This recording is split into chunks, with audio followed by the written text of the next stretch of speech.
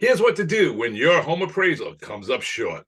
Hey, I'm Joe Fackler, eXp Real Estate, where I negotiate the best deals for all my buyers and obtain top dollar for all my sellers. So without further ado, let's get into what you do when your home appraisal comes in short. Check it out. So here's what to do when your appraisal comes in short. You have a few options here.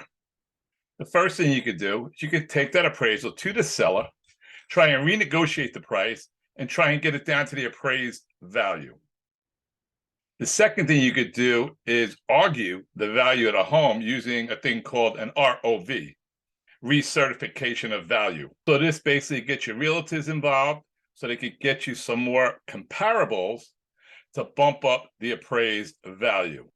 You're basically arguing against the appraiser's value. The third option is you could do kind of a mix of these things by paying the difference or negotiating a better price, meaning the seller comes down in price and you come up in price a little bit. Kind of like a win-win for all. Well, kind of. If you like this content I've been putting out, by all means, please give me a little like below, a little comment. Much appreciated. Joe Fackler, eXp Real Estate. Later.